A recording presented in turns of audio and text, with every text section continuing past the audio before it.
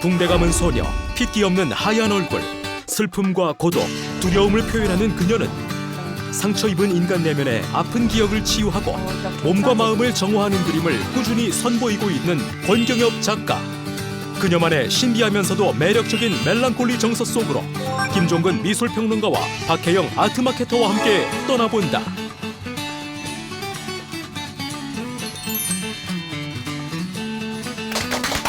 권경엽 작가님 모셨습니다. 안녕하세요, 작가님. 안녕하세요.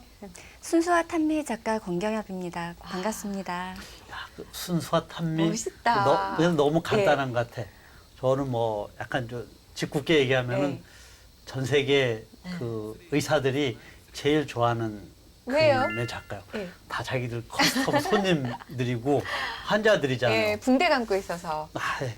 네. 근데 어쨌든 많은 의사들이 그 아주 이 마력적인 권경엽 중독에 빠져가지고 우리나라 사실은 뭐 나중에 이제 뭐 우리 저 박혜영 씨가 잘 이야기하겠지만 컬렉터들이 우리나라도 많지만 외국이 훨씬 더 많은 아마 내 생각에 거의 뭐 절반의 그림들이 아마 다 외국 컬렉터들한테 있지 않을까 할 정도로 예. 네, 그럼 그 작품을 한번 드링하는 모습을 보면서 다시 한번 얘기 나눌까요? 예. 네, 간단하게 보여드리겠습니다. 예. 너무 점잖으시다. 작가님 작품이 뭐 일본에서 인기가 많을 것 같아요. 일본에서뿐만 아니라 유럽에서도 예. 유럽에서는 뭐 전통적인 어떤 멜랑콜리라든가 혹은 어떤 그 낭만, 로맨티시즘 이런 것들이 같이 이렇게 들어가 있어요. 그래서 아마 많이 좋아하는 것 같아요. 네, 작가님 그 기사를 쭉 찾아보니까요. 뭐 판타지적 리얼리티 뭐 이런 얘기도 있던데요. 이 부분에 대해서 좀 평론가님께서 한 말씀 해주시죠.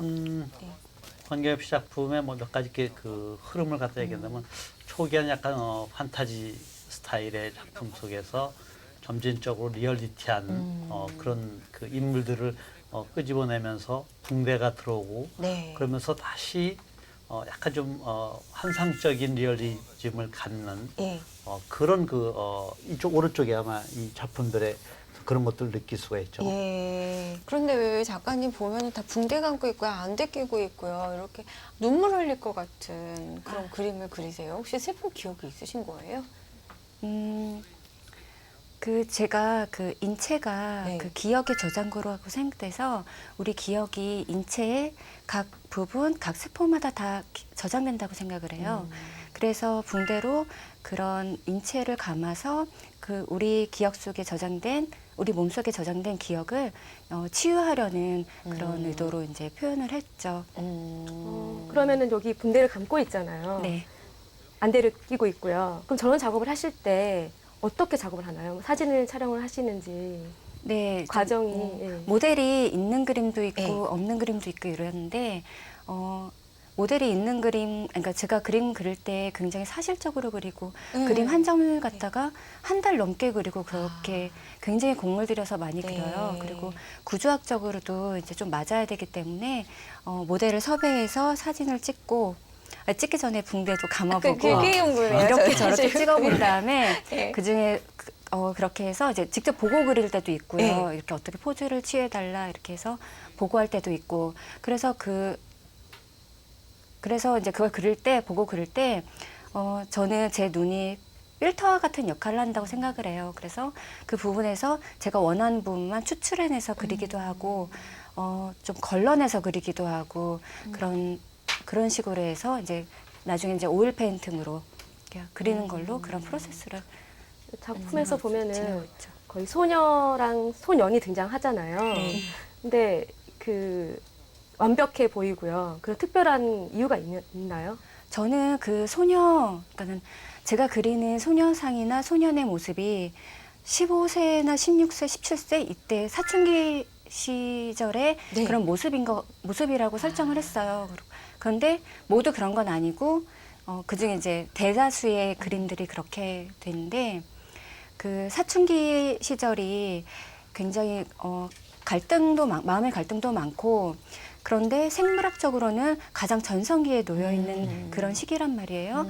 그리고 아이도 아니고 어른도 아니고 그런 나이이기 때문에 마음으로는 불안할 수도 있는데 그렇기 때문에 굉장히 신비로운 그런 시기인 것 같아요. 그리고 저도 이제 과거를 생각하면 그 제가 사춘기 시절에 있었던 일들이 가장 많이 기억이 나고 그래서 그때 사춘기 소년 소녀를 많이 모델로 해서 이제 그리곤 하죠. 사춘기 시절에 어땠을지 궁금해지는데요.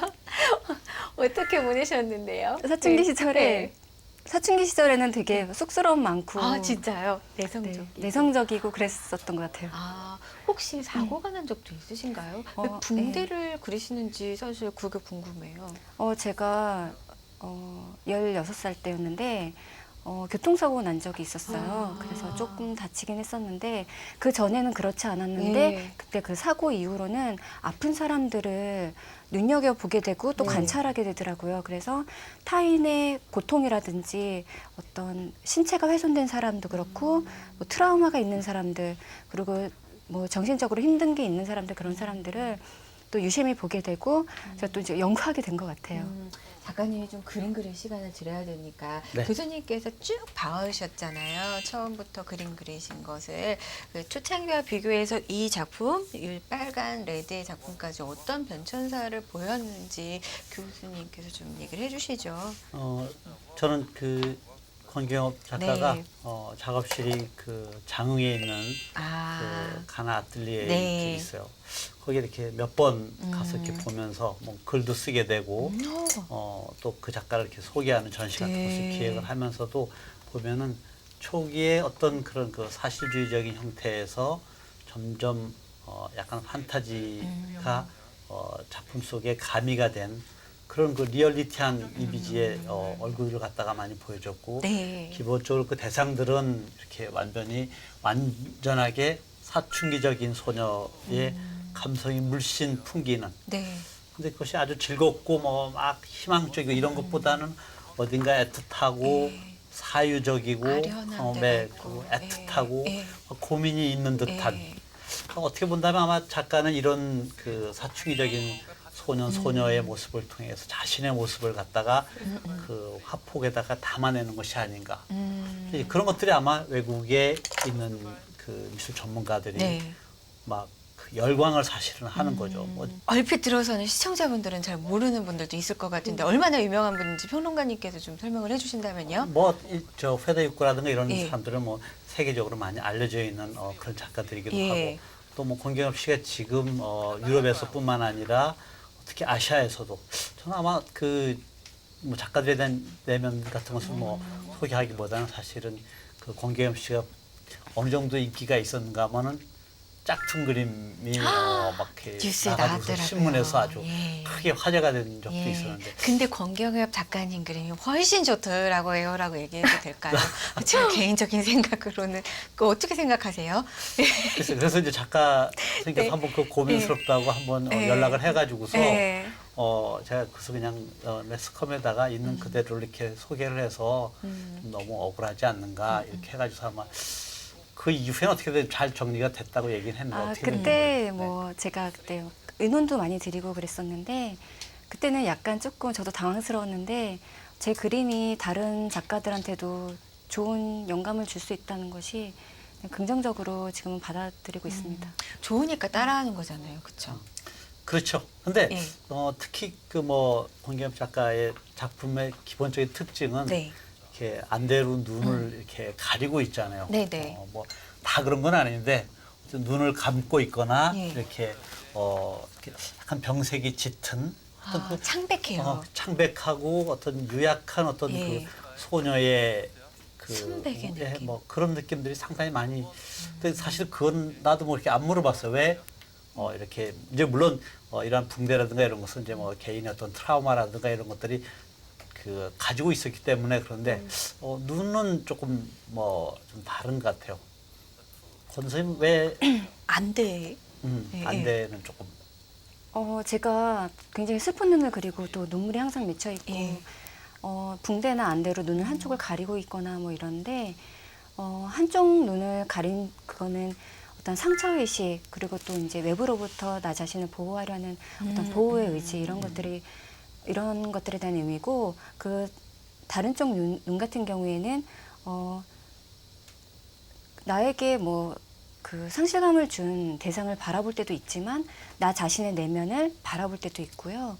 그래서 항상 뭐 이렇게 눈을 좀 슬프게 하고 있고 뭐 이러는데 로마의 철학자 키케로가 네. 그 눈은 마음의 해설자다 아. 이런 말을 했었거든요. 네. 그만큼 눈은 우리 마음 속에 있는 내재되어 있는 그런 숨겨져 있는 감성이나 감정 이런 것들을 외부로 이렇게 표출시켜주는 그런 창문과 같은 마음의 창문과 같은 그런 곳이라고 생각을 해서 제가 그림 그릴 때 많이 이렇게 묘사도 좀 많이 하고 공들여서서 그리는 편이에요. 그렇게 말씀하신 작가님을 보면서 눈을 이렇게 뚫어져라 한번 쳐다봤었거든요. 그러니까 눈이 그, 참 맑으시네요. 이제 그러면서도 예. 이 화폭 속에 보여지고 예. 있는 그 많은 예. 붕대들은 예. 어떤 상처를 치유해주는 사실은 어떤 메타포적인 아. 오브제로서 사실 우리가 해석할 수가 있죠. 이 그림은 좀 그래도 발그스름한 느낌이 있는데 창백한 것 그리고 붕대도 벗고 있잖아요. 네. 뭐 다른 의미가 있는 건가요? 최근에 이런 그림이? 그러니까는 저도 이제 그 붕대 그림을 그리면서 어느 정도 이렇게 좀 시간이 지나니까 계속 새로운 것을 하고 싶기도 했었고 네. 그래서 어떤 상처가 지나고 간 자리에 이제는 판타지가 대체하는 판타지가 다시 자리하는 그런 의미에서 뭐 문양도 들어가고 또 이제 긴 머리에 약간 네. 좀 더 성숙한 그런 숙녀가 나오기도 하고 좀 다양하게 보여드리고 싶어서 그럼 그렇게 상처는 생각했습니다. 지나간 거네요. 상처가 지나 또 상처가 이제 암으로서 네. 훨씬 더 새로운 작가가 보여주고 싶어하는 또 네. 그 판타지한 세계가 같이 이 상처와 이렇게 교차하는 그런 아마 요즘 작품의 어떤 시기가 딱 그런 시기 같아요. 그리고 그 우리가 백자 조선 백자를 바라볼 때 백자가 굉장히 오래된 물건이잖아요. 그래서 우리가 이제 백자같이 오래된 물건을 바라볼 때 그 어떤 은은한 울림 같은 게 느껴지면서 먼 과거로 이렇게 유영한 듯한 여행을 하는 듯한 느낌이 드는데 그런 백자의 느낌을 얼굴에 적용해서 그런 피부 표현을 통해서 좀 먼 과거로 여행한 듯한 그런 아득한 느낌 같은 또 애절한 맞아요. 그런 게 있어요. 그런 느낌 같은 것들을 표현하고 싶어서 좀 이렇게 밝게 표현이 되는 것 같아요. 시간이 멈춘 것 같아요. 메디테이션. 네. 그리고 또 화가로서의 그 화가가 된 계기가 있나요? 제가 아주 어렸을 때부터 부모님께서 뭐 피아노, 미술, 뭐 발레를 바이올린 뭐 이런 거. 다 시켜주셨어요. 근데 미술을 가장 잘했고 또 너무 좋아했고 저한테 그림 그리기는 그냥 놀이였거든요. 그래서 학교 끝나면 바로 미술학원을 달려가서 그림 그리면서 놀고 또 제가 초등학교 때는 TV 애니메이션이 굉장히 열광적인, 굉장히 열풍적이었는데 그때 이제 뭐 들짜미 소녀 캔디라든가 요술공주 민키라든가 미키 찾아가요. 그다음에 뭐 은하철도 999 같은 그런 999. TV 애니메이션을 굉장히 열광적으로 저도 보면서 네. 보는 거에 끝나지 않고 또 그거를 그리셨구나. 계속 따라 그린 그 영향이 여기도 나오는 것 그러면서, 같아요. 예, 순정 만화 예. 이런 그런 거 따라서 그리기도 하고 그리고 제가 그 만화 그리는 걸 좋아해서 예. 10살 때 이렇게 만화를 많이 그리다 보니까 많이 쌓이잖아요. 그래서 아 이렇게 하면 안 되겠다. 내가 이걸 책으로 만들어야 되겠다 해서 세 권의 그 만화책을 만들었어요. 그런 그 것도 내용이 있었어요. 내용이 신데렐라가 아. 굉장히 성격이 특이하고 그리고 막 언니도 골탕 먹이는 거 좋아하고 그런 신데렐라가 나와서 굉장히 뭐 자기 사랑을 찾아가는 그리고 막 재밌다. 예, 약간 예. 신데렐라가 약간 악녀 스타일의 그런 조금은 좀 해학적이고 예. 풍자적인 예. 좀 코믹한 그런 아. 애니메이션 책을 만들었었는데 반 친구들한테 너무 인기가 많아서 나중에는 책 끝이 막 책이 전부 다 해질 너덜너덜해질 정도 정도로. 해질 정도로 진짜요? 네, 그렇게 인기가 많았었어요. 그 그래서 책을 내는 것도 괜찮지 않을까요? 그래서 그래서 그리고 이제 뭐 계속 그림 네. 그리기가 거의 제 그 일상에서는 네. 가장 중요한 일과 중에 하나였었거든요. 그래서 항상 그림을 그렸었고 그다음에 대학 진학할 때도 회화과 가는 것을 정말 너무 당연하고 거의 운명처럼 받아들였었던 것 같아요. 네, SM 엔터테인먼트에서 소녀시대와 또 샤이니 태민 씨 콜라보레이션을 하셨는데 네. 작년에 코엑스에서 한 얘기 좀 들려주세요. 네, 그때 제가 그 의뢰를 받고서 네. 유나는 그 봄의 여왕으로 하고 그다음에 소녀시대의 제시카 같은 경우에는 얼음공주로 그리고 샤이니 태민 같은 경우에는 검은 날개를 단 천사로 변주해서 제 스타일대로 그렸었는데요. 그때 전시가 굉장히 인기가 많고 해외 뭐 중국이나 일본 분들도 굉장히 많이 오셔서 열흘 동안 관람객이 5만 명이나 됐었다고 그래요. 그래서 정말 막 발 디딜 틈 없이 네. 그 한일 관계가 악화됐음에도 불구하고 그렇게 네. 인기가 많았었다고 하더라고요. 그리고 저도 케이팝을 많이 좋아하고 그래서 작업하는 과정도 너무 즐거웠었고 굉장히 행복한 시간이었어요. 네, 그 소녀시대 때문에 네. 그 외국에 있는 그 일본 콜렉터라던가 말이 꼬이는데 더 인기가 많아지는. 네. 기억나는 콜렉터라든지 뭐 네. 그런 거. 저는 의사 선생님이 좋아한다는 얘기를 얼핏 들었어요. 네. 뭐 이게 저도 이게 이제 뭐 예. 기본적으로 저는 작가들의 작품이 어떤 컬렉터들한테 관심을 갖고 이제 네. 뭐 기본적으로 뭐 성형외과라든가 아, 그래요? 진짜? 그다음에 뭐 이런 거 보면 완전 예, 진짜예요? 안과 그리고 뭐 치과 그다음에 뭐 이건 안과에서 관심 있는 그냥 건가요? 뭐 거의 진짜예요? 의심할 여지 없이 아, 외국에서도 인기가 많으신 걸로 알고 있는데. 제 그림 중에서 한 5, 60% 정도는 외국 분들이 소장하고 계세요. 특히 일본 분들이 좀 많이 가지고 계시고, 그다음에 영국, 프랑스, 이태리 이렇게 유럽 분들이 많이 가지고 계시고요. 네덜란드 분도 가지고 계시고.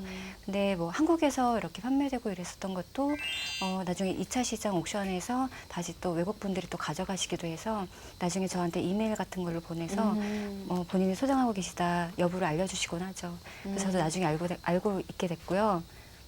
그리고 그 피부과 의사 선생님들하고 뭐 치과, 네, 외과 의사 선생님 이렇게 단칸 거의 빙대하고 뭐, 있어서 그런 거예요. 그러니까 제 그림에서 네. 좀 이상화된 네. 인물상이 나오기 때문에 많이 좋아해 주시는 것 같기도 하고 또 좀 순수한 이런 느낌을 굉장히 좋아해 주시는 것 같아요.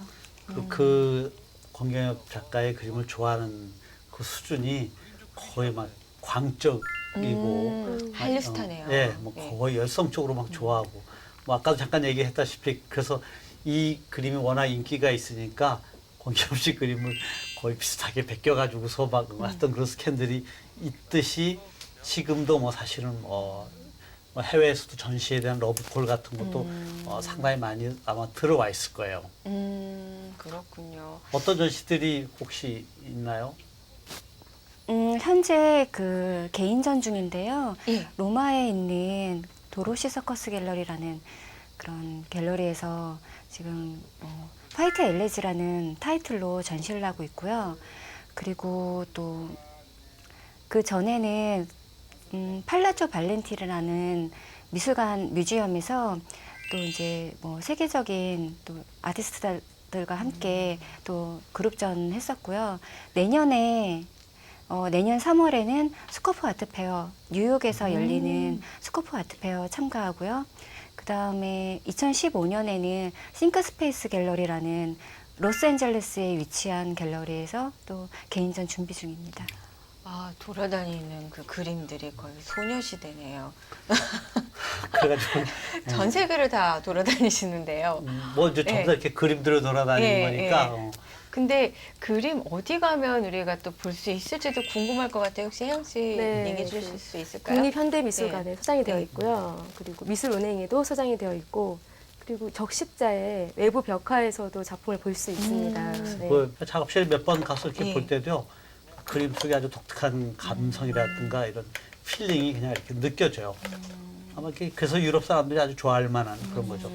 최근에 유럽의 전체적인 미술들이 뭐 설치라든가 뭐 이런 것을 많이 이동을 하고 있는데 이런 어떤 그 감성적인 것에 호소하는 작품들이 사실은 거의 드물거든요.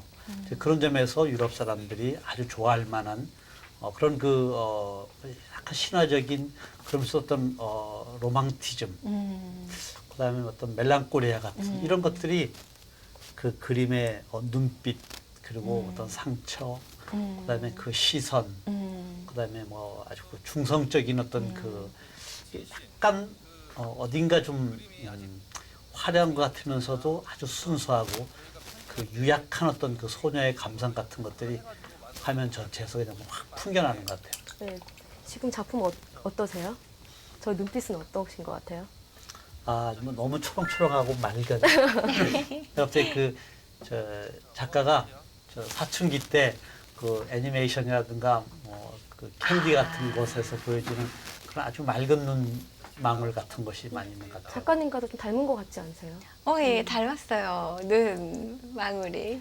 뭐 네. 그림 그릴 때 네. 그러니까 그림 그리고 나면은 사람들이 뭐 자화상 아니냐 뭐 이렇게 말씀하시는데 네. 그러니까 자화상이라기보다는 제가 아무래도 그림 그릴 때 제 어떤 내면의 어떤 생각들이나 내면의 감정들이나 이런 것들을 투영시켜서 그리기 때문에 어떤 영적 자화상이라고 할 수 있을 것 같고요. 네, 그렇습니다. 네, 그럼 작품을 통해서 어떤 부분을 소통하고 싶으신 건가요? 뭐 작품을 통해서 사람들이 어떤 감성적인 에너지를 많이 받으셨으면 좋겠어요. 좋은 영감도 많이 받으시고, 그리고 작품을 통해서 자기 과거의 어떤 한 부분을 회상하셔도 되게 좋을 것 같고, 그냥 관조적으로 관조적으로 느껴보셔도 좋을 것 같고, 그냥 저마다 다른 느낌을 가져가셔도 좋을 것 같아요. 이제 얘기는 어느 정도 많이 나눈 것 같은데요. 이제부터는 집중해서 작품을 한번 볼 수 있을까요? 네.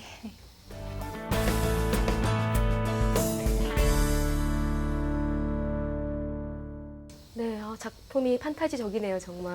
그런 것 같습니다. 어떠셨어요? 사실 저 느낌을 얘기해 달라는데 네. 권경엽 작가가 워낙 전실적이나 이런 네. 것이 타이트해가지고 예. 섭외하는데 너무너무 오래 기다렸어요. 올해 섭외를 하신 공들인 보람이 있으실 것 같다는 생각이 들고요. 저는 이 작품을 보면 볼수록 참 눈물이 떨어지지 않고 저렇게 있는 모습이 왠지 마음에 오랫동안 아련하게 남을 것 같다는 생각이 들어요. 일주일 동안 내내 사실 이 작가님의 그림을 제 책상 위에다 올려놓고 보고 있었거든요. 너무 멋집니다. 작가님 오늘 이렇게 아름다운 TV 갤러리 출연해 주셨는데 소감이 어떠세요? 오늘 너무 재밌었고요. 네. 초대해 주셔서 감사합니다. 예, 이 아름다운 갤러리를 위해서 특별히 뭔가 다르게 제작하신 거라면서요. 또. 네, 오늘 시간 관계상 예. 조금 화풍이 바뀐 것 같은데요. 헤어스타일이 네. 이제 머리 색깔이 이렇게 핑크로. 헤어스타일도 조금 네. 강렬한 색깔을 예. 쓰게 된 것 같아요. 예. 아름다운 TV 갤러리에도 한 말씀 해주시죠. 오래오래 갔으면 좋겠다. 뭐 이런 거? 안 될까요? 네. 네, 아름다운 TV 갤러리 예. 이런 프로가 예. 생긴 게 너무 예. 기쁘고요. 예. 또 더 많은 사람들이 봐주셨으면 좋겠고 예. 오래 갔으면 좋겠습니다. 예. 작가님, 정말 고맙습니다. 오늘 이렇게 나와주셔서 네. 감사합니다. 예. 감사합니다.